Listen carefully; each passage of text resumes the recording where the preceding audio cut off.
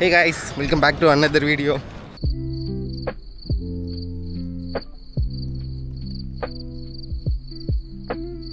Hi all, எல்லோரும் எப்படி இருக்கீங்க? இன்றைக்கி என்னோட ஒரு மீனியாச்சும் பிடிச்சிட மாட்டோமான்ற சீரீஸோட எபிசோட் 2 தான் இது. இதுக்காக நாங்கள் சூஸ் பண்ணியிருக்க ஸ்பாட் தான் ஈசிஆரில் இருக்க கானத்தூர் பீச்.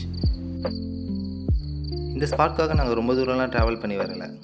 ஏன்னா எங்கள் வீட்டில் இருந்து 2 கிலோமீட்டர் டிஸ்டன்ஸில் தான் இந்த ஸ்பாட் இருக்குது. எப்போவும் ஈவினிங் டைமில் வீக்கெண்ட்ஸில் இங்கே கொஞ்சம் பேர் இருப்பாங்க. பட் மார்னிங் கதையே வேறு.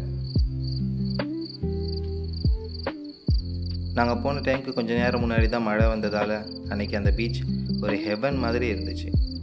ஐயோ, சான்ஸே இல்லை. அது கொஞ்சம் பாருங்களேன்.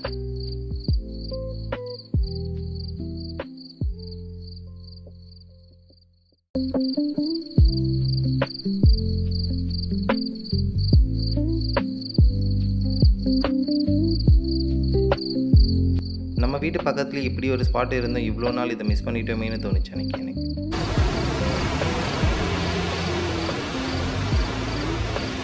கார் பார்க் பண்ண பிளேஸ்லேருந்து கொஞ்சம் தூரம் நடக்கணும். அப்படி நடக்கும்போது அந்த அலைகளோட சத்தம் என்னை வேறு எதை பற்றியும் யோசிக்க விடலை. அப்போ என் மைண்டு ரொம்பவே ரிலாக்ஸாக ஃபீல் ஆச்சு. நீங்களும் அந்த சத்தத்தை கொஞ்சம் கேளுங்களேன்.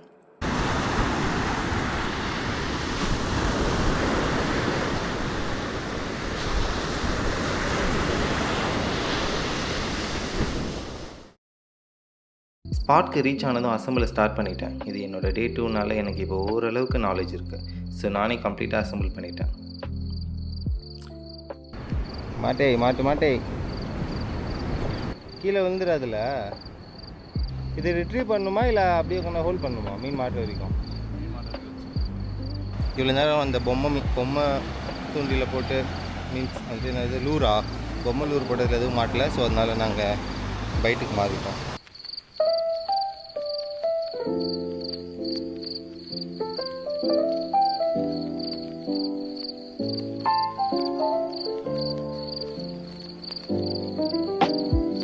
அங்கே கொஞ்சம் பாருங்களேன், இன்னும் கடல் மேலே ரெயின்ஃபால் ஆகிட்டு தான் இருக்குது.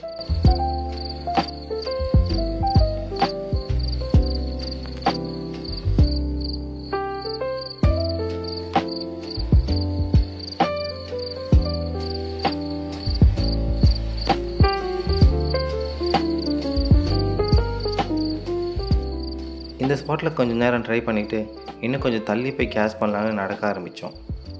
அப்போ தான் நான் அவனை கவனித்தேன். செம்மையாகிறா. நான் செம்மையாக இருக்குன்னு சொன்னது இயற்கைக்கு கேட்டுச்சு போல். மழை கொளுத்துகிறது. அங்கே கீழே கிடந்த ஒரு தெர்மாக்கோல் பாக்ஸை வச்சு கொஞ்சம் நேரம் தாக்க பிடிச்சேன். பட் இயற்கையை இதை வச்சு தடுத்துட முடியுமா என்ன?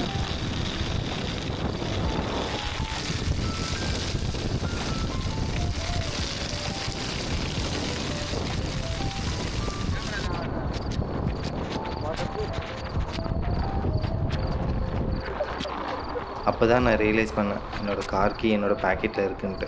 கார் கீ வேறு பேக் உள்ள தண்ணி போகுமா? ஆமாம், உள்ளே வைக்கணும்டா.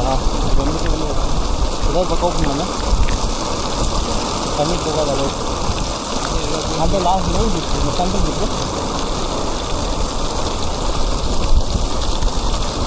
சென்ட்ரலுக்கு அடியில் நீ அதை கூட்டி பேக்கை பேக்கை வச்சுக்கிறேன்.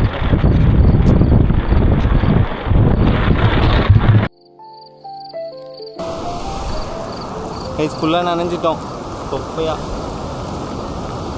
என் கார் கீயையும் அப்புறம் இன்னொன்று இந்த கேமராவோட பேட்டரி சேவ் பண்ணுறதுக்காக இந்த பேக்கில் போட்டு பேக்கை உள்ளே வச்சுருக்கேன். ஐடியா இந்த கிளிப்ஸ்லாம் எப்படி வருதுன்னு தெரியல எனக்கு. அந்த வகையில் வந்து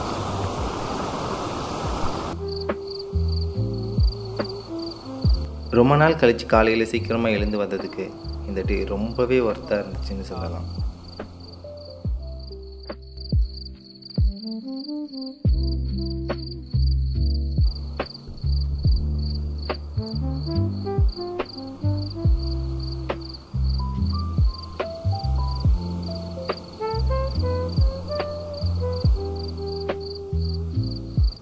மீன் பிடிக்க வந்தேன்னா அதை மறந்துட்டு அங்கே என்னென்னமோ பண்ணிகிட்டு இருந்தேன்.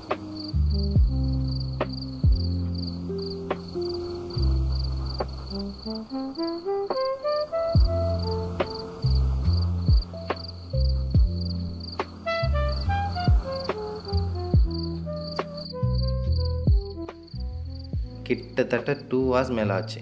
பட் ஃபிஷ் கிடைக்கலன்னு எனக்கு கொஞ்சம் கூட ஃபீலிங்கே இல்லை. ஏன்னா அந்த பிளேஸ் அதை விட எனக்கு அதிகமான சந்தோஷத்தை கொடுத்துச்சு.